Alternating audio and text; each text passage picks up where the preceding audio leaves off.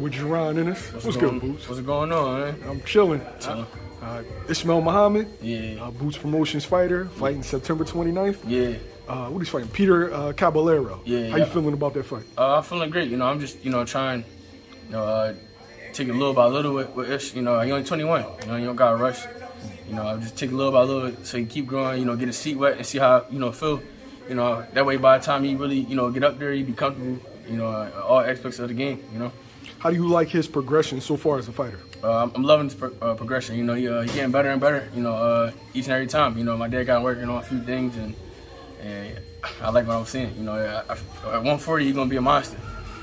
Now, what weight is this fight at? This fight at 42 plus 1.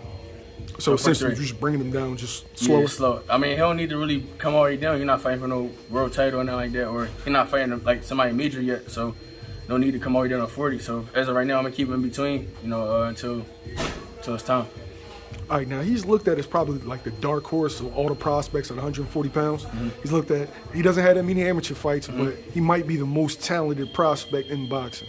Like, what can we expect on September 29th? September 29th, you expect, him just, doing everything that we've been working on. You know, like I said before, every fight, he get better and better, and he's starting to listen a little more and things like that. He's starting to understand the game. So, like I said before, when he was coming up, he never had no amateur style. He always had a pro style, and now everybody see it now. But they think he got a bunch of amateur fights, but he don't. He only got maybe probably 8 or 9, if that. He been around us, for a very long time. He know the pro game. It's just him settling in and getting his feet, all the way wet with the game. I feel like people think that because he's really composed in there. Like, he takes his time and, kind of like, death by 1,000 cuts. Yeah, right. He definitely take his time. He real composed. He don't waste too many punches. And like I said before, I think he gonna be better when he start fighting 6, 8, and 10 rounds because he take his time. He not rushing. He ain't trying. He ain't trying to overdo nothing. He not trying to miss no shots. He trying to be sharp and accurate with everything. Okay. If I've never seen Ismail Muhammad fight, what's his most underrated quality? I'm gonna say his defense. He got beautiful defense. He slip, catch, and roll. He do everything. His footwork. I feel like everything he got is great. But his most underrated is probably his defense, though, for sure. And his jab. Got a good jab. What about the powers? 2-0, 2 knockouts. No, that's not underrated. We already know he can pop. We already know he can pop. I feel like his defense and his jab. I say his jab underrated because he's starting to learn now. Like, he don't use it as much, but every time he use it, it's easy. It make everything. He find openings. It set big shots up. He always hurting somebody when he stay behind the jab. So I feel like that's his most underrated shot for me. Because every time he start using it, he always find an opportunity or open up a guy. Okay. As far as you go, IBF interim champion. What's next for you? I don't know, man. I'm just staying in the gym, staying active, staying busy. Trying to keep my weight down. And just staying sharp. Working on a few things, and we're trying to get back in the ring by the end of the year, though. So that's what we're looking for. If not, sometime next year. That'll be what? If you come back, that'll be what? 3 fights this year? 3 fights. That's perfect. That's what we want. I want to stay active. I don't like sitting around. Getting stale or I wanted to continue to keep getting better each fight. So that's why I like to stay active. The more active you are, the better you're gonna be. What does the ring rush actually affect? Because I hear a lot of fighters talk about it. Ring rush, it be affecting like your timing. Like your timing be off sometimes. When you out the ring for too long, your timing be off. Like a lot of shots you see, but you don't throw it because your timing. Like you just like, dang, like I ain't been in here in a while. Like even though you sparring and all that stuff, it's different when you're in a real fight. Explain that to me. I've never been in an actual sanctioned boxing match. I've sparred before. What's the biggest difference? Is it just the gloves, or? I mean, in the sparring, you really working on stuff. You just working on stuff, and you're not trying to really kill nobody. You got a headgear on. I got 18s on.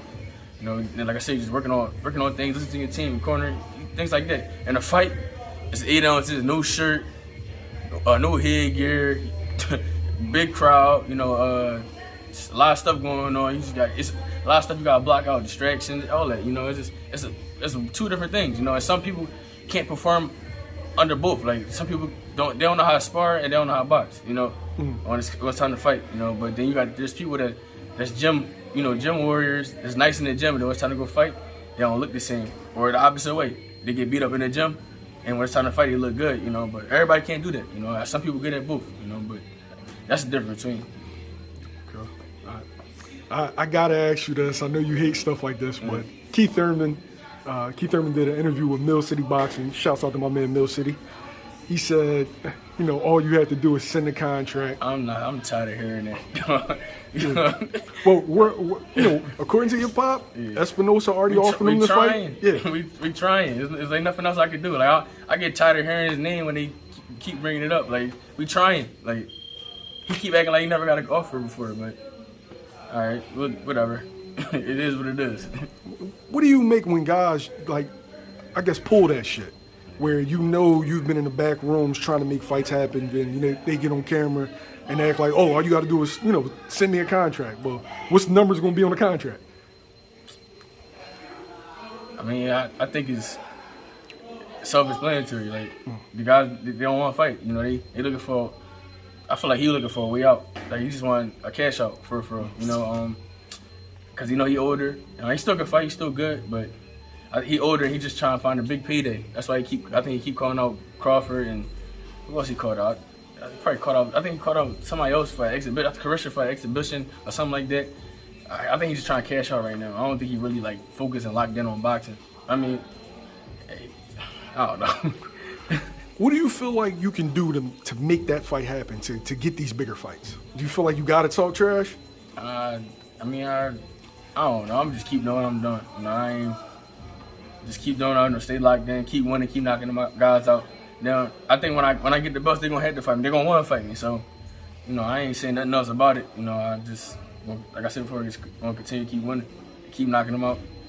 Once I grab that belt, then they gonna call, act like they want to fight or been wanting to fight, things like that. So. About it. Okay.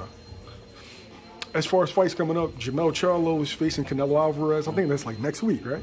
Yeah, next Saturday. Yeah. How you feeling about that fight? It's a good fight. Charlo moving up. You know, we moving on 2 weight classes. Yeah. That's good. It's gonna be a good fight. I don't know. I feel like some people sleeping on Charlo. I feel like it's gonna be a better fight than what people think. You know, Canelo a little older now. You know, he's still great. You know, slick, things like that, but. You can't count out Charlo. It's gonna be a great fight. You know, I can't wait to see it. Moving up 2 weight classes, like what kind of preparation is that? Like, you had to put on more muscle, or you just not cutting as much weight? I think Charlo probably putting on muscle and trying to maintain and things like that, maintain his weight and things like that. But it could be advantage for him. You know, he don't got to cut no weight. You know, he don't got to suck down. You know, it's a possibility he could be stronger, you know, at 68. He don't got to dry himself all the way down to 54 and things like that. And who knows? We're going to see him on fight night, you know? Now, Canelo's never been down, been buzzed a couple times, but like, how do you fight him? Like, Charlo's not really the smaller man, but moving up in weight. Like, do you step to him early, get your respect, or do you just box him?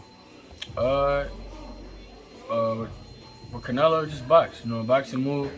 You know, every time he throw the right back, you know, be smart. You gotta outthink him. You gotta outthink him. And don't let him dictate the pace. You dictate the pace and things like that. And a lot of body work. You know, you gotta slow that power punching down. You know, lateral movements, stay behind that stick, up and down. You know, different things like that. Stay sharp. How important is the stab to the body? Because I know that's one of your favorite punches. Stabs to the body is very important. That's slow. Especially when you find a puncher, that slow everything down. That's sucking their power away. You stabbing them, keep stabbing them. That's making them look down. Different things you can like throw different shots, things like that. It's a lot of ways to set that, you know, stab to the body up. You know, but that stab to the body is very important. Jab is very important. You know, I don't know.